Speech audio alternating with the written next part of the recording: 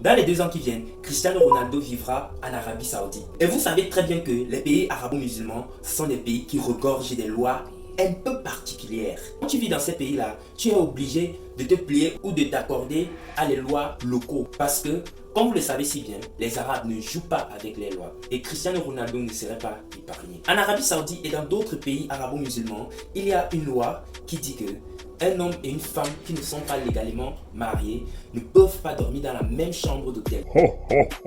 Par exemple, si vous allez en voyage avec votre compagne en Thaïlande et il vous faut faire escale au Qatar parce que votre vol part le lendemain, on va vous demander une attestation de mariage pour dormir dans la même chambre avec votre compagne. Malheur si vous n'avez pas, vous allez dormir dans les chambres séparées. En Arabie Saoudite, c'est la même chose. Tu ne peux pas vivre avec une femme que tu n'étais pas légalement mariée. Maintenant, revenons sur le cas de Cristiano Ronaldo. Cristiano Ronaldo qui a décroché un contrat de 200 millions de dollars vit avec sa femme Georgina.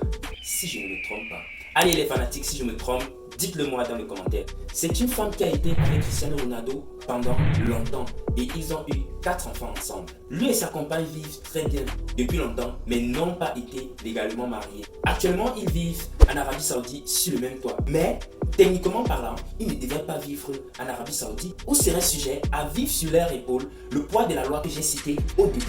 Mais après les investigations et après avoir discuté avec les avocats proéminentes, ils informent que Cristiano Ronaldo serait totalement épargné de cette loi-là. De toi à moi, penses-tu que nous sommes égaux?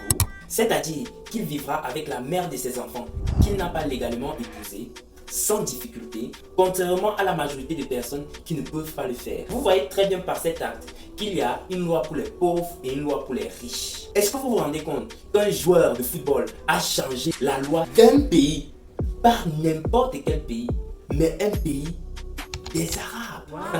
Vous voyez très bien que nous ne sommes pas égaux. Ou plusieurs personnes ont essayé, certains sont partis en prison, mais une personne est venue tout changer. Waouh!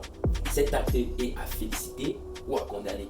En tout cas, dites-le moi dans les commentaires. Et n'oubliez pas de vous abonner. Yes, c'était un on apprend tous les jours. Goodbye.